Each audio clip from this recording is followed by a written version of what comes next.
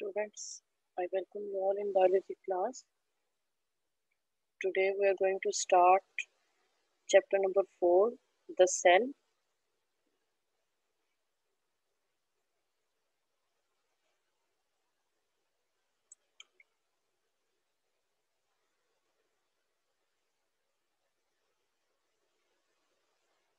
Okay, सबसे पहले आपने इसकी डेफिनेशन करनी है. What is a cell? Cell is the basic structural and functional unit of life. You all know it's very simple definition of cell. And there are some important features that you should know about the cell. Cell is smallest unit that can carry out all activities of life. Cell वो सबसे छोटा unit है, यानी एक cell individually अपने तौर पे सारे काम कर सकता है. तो ये इस लाइन का यही मतलब है कि ये यूनिट ऑफ लाइफ है, बिल्डिंग ब्लॉक ऑफ लाइफ है और स्मॉलेस्ट यूनिट है जो अपने तौर पे सारी एक्टिविटीज परफॉर्म कर सकता है और कलेक्टिवली सब सेल्स की एक्टिविटीज मिलके जो एक बॉडी है उसके फंक्शंस को बनाती है. Number 2, cells are building blocks of complex multicellular organisms. Okay, यहाँ पर एक मैंने आपको रिमाइंड कराने के लिए एक बात लिखी है कि study of cell is called cell biology. Next is structure of a generalized cell. As you know from smart syllabus, there is emergence of cell theory topic which is excluded. So we will start our chapter from structure of generalized cell. First of all, you should know how can we study structure of a cell. What is the procedure to study the structure of the cell? Structure of cell means internal components of the cell. How can we study internal components of the cell? That how can we able to see cytoplasm, cell membrane, other organelles, nucleus, cytoskeleton, etc. We can study the structure of the cell by two important methods. We can study the cell by light microscope as well as electron microscope. बस ये structure जो cell का हम जब study करते हैं तो उसमें माइक्रोस्कोप का सबसे मेजर रोल है. माइक्रोस्कोप के बगैर हम स्ट्रक्चर ऑफ द सेल को स्टडी नहीं कर सकते. इवन दो अगर हम देखें सेल की डिस्कवरी, तो सेल की डिस्कवरी में बहुत सारे स्टेप्स आए, बहुत सारे लोगों ने काम किया. रॉबर्ट हुक ने सबसे पहले सेल को डिस्कवर किया इसने, लेकिन उस वक्त तक सेल जो था वो जस्ट हॉलो सर्कल्स की तरह ही नजर आता था.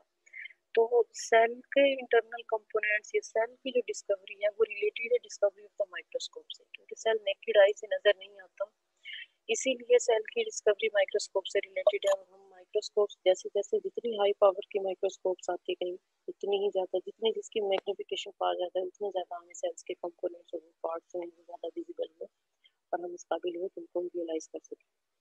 दूसरा मेथड होता है कि हमने लाइट या इलेक्ट्रॉन माइक्रोस्कोप से तो सेल को देखना है, सेल के इंटरनल कंपोनेंट्स. दूसरा मेथड है कि हम उन कंपोनेंट्स की फ्रैक्शनेशन करें. ये टेक्निक है बाय सेल फ्रैक्शनेशन. बेटा फ्रैक्शन को मतलब होता है किसी चीज को पार्ट्स में कन्वर्ट करना. So cell fractionation means conversion of cell in different parts. It means isolation of different cellular components. In very simple, we can relate it. This is a process to isolate various components of cells. जैसे आप यहाँ पर देख सकते हैं, ये Golgi apparatus है, ये सेपरेट कैसे हुआ, ये एंडोप्लाज्मिक रेटिकुलम है, ये सेपरेट हुआ सेल फ्रैक्शनेशन से. रफ एंडोप्लाज्मिक रेटिकुलम है, ये भी सेपरेट हुआ सेल फ्रैक्शनेशन से. राइबोसोम है तो ये इसी से सेपरेट हुआ. ये न्यूक्लियस है, ये न्यूक्लियस के इंटरनल कंपोनेंट्स ड्रा किए हुए हैं. ये माइटोकॉन्ड्रिया है, माइटोकॉन्ड्रिया के इंटरनल सारा स्ट्रक्चर. ये साइटोस्केलेटन, साइटोस्केलेटन क्या होते हैं, कुछ प्रोटीन्स होती हैं, कुछ धागानुमा स्ट्रक्चर्स होते हैं जो सेल का अंदर वाला स्केलेटन बनाते हैं, जिससे ये सारी ऑर्गेनेलीज अपनी अपनी जगह पर पड़ी रहती है. उसके बाद सेंट्रियोल, सेंट्रियोल्स ये आपको बताएंगे नेक्स्ट जब हमने सेल के स्ट्रक्चर्स पढ़ने हैं, उसमें इनका क्या रोल होता है. ये भी प्रोटीन्स के स्ट्रक्चर्स बने रहते हैं. वैक्यूल, लाइसोसोम्स ये भी ऑर्गेनेलीज होती हैं इम्पोर्टेंट. उसके बाद सेल मेम्ब्रेन, ये सारी चीजें जो होती हैं ये इनको हमने प्रिपेयर करना होता है.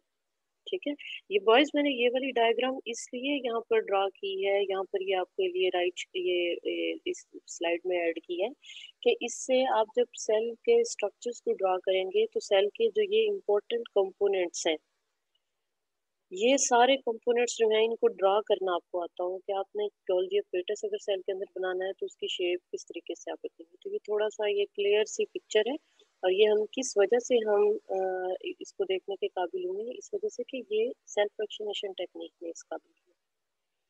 ओके स्टूडेंट्स, नेक्स्ट इज बेटा ये अभी भी बहुत सारे बच्चे जो हैं वो अब एंटर हो रहे हैं इसमें। In self fractionation, first of all, you should write definition of self fractionation. Self fractionation is a modern technique in which components of cell are isolated.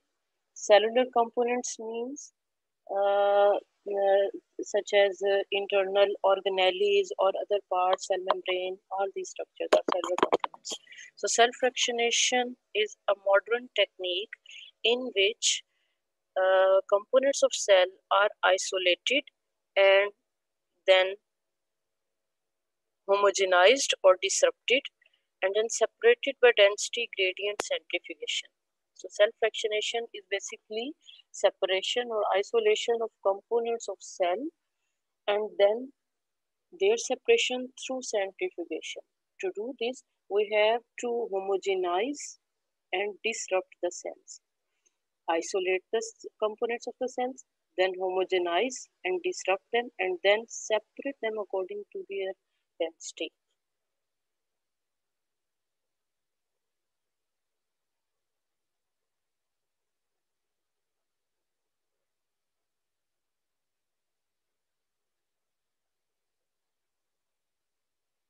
Okay, what are the steps of cell fractionation?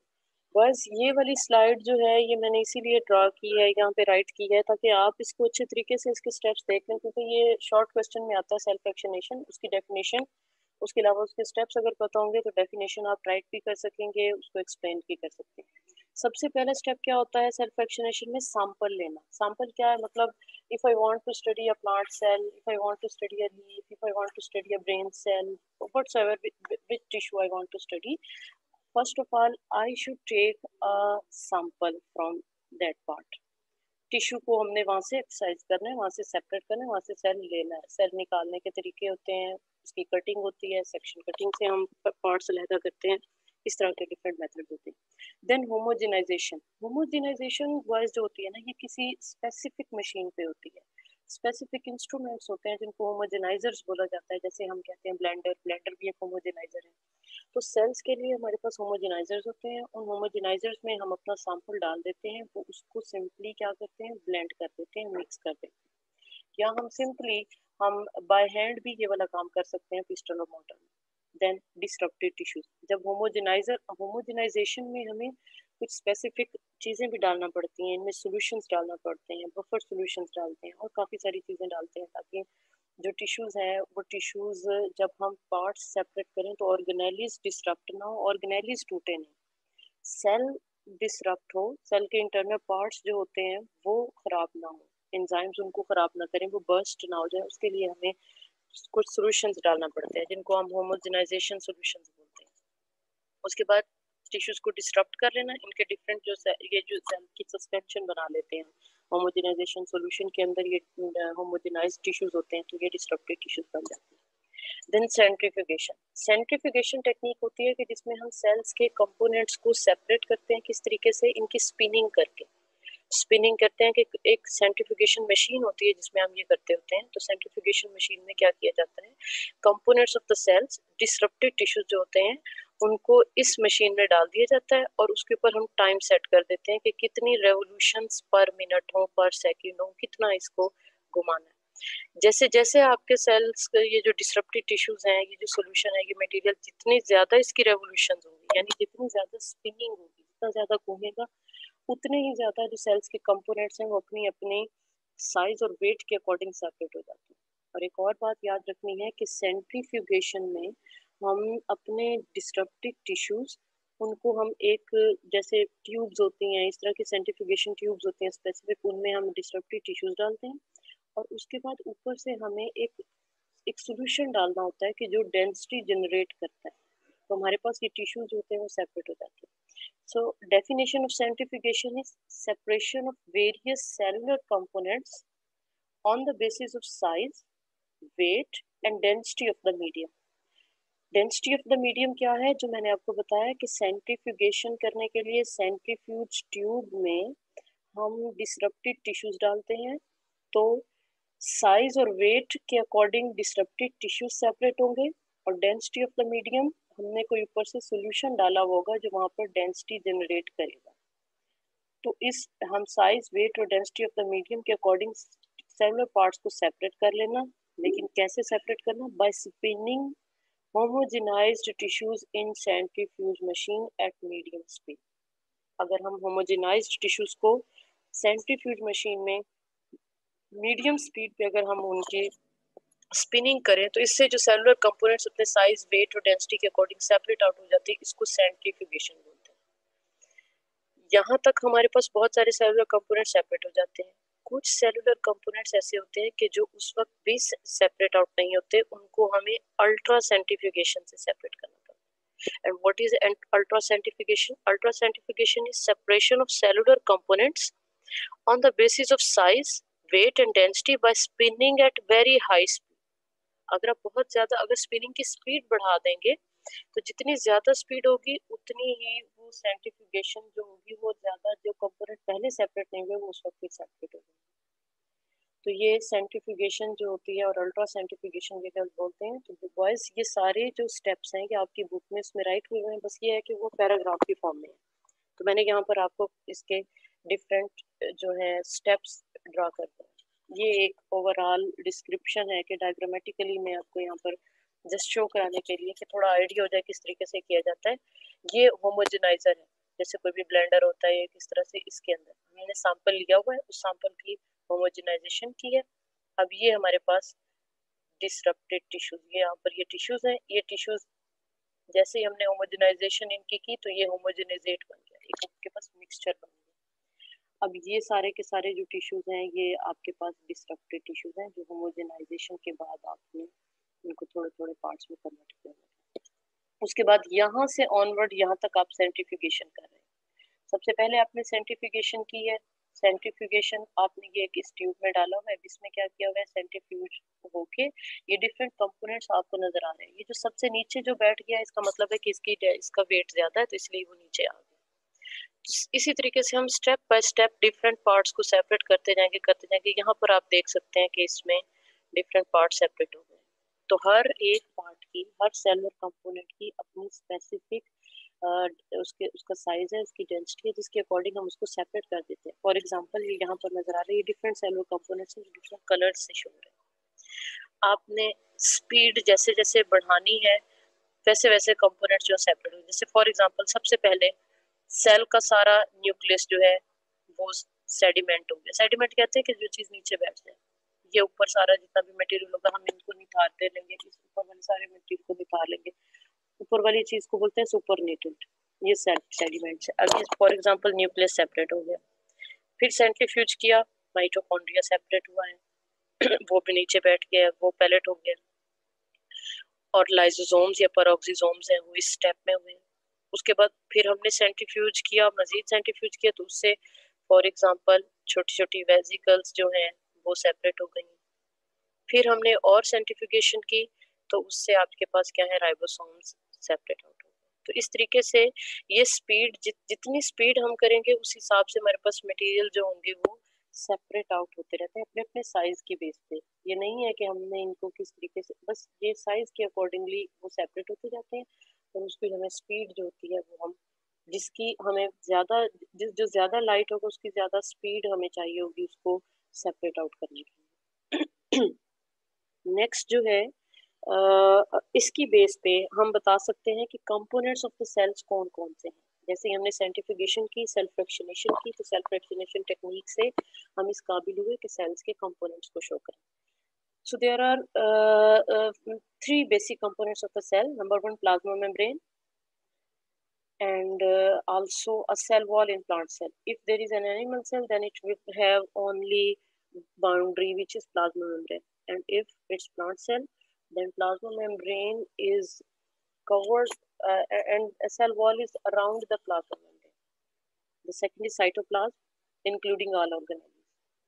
And the third is nucleus with nuclear or chromatin material. These are three components that are separated by cell fractionation technique. Then, in this topic, you are supposed to classify organisms on the basis of their cellular components. So, number one, on the basis of cell wall, two types of cell, plant cell and animal cell. Plant cell have cell wall, while animal cell don't have cell wall. So, plant and animal cells are classified on the basis of presence or absence of cell wall. Boys, note this thing. This is a traditional classification system. In traditional classification system, animals and plant cells were separated on the basis of their cell wall.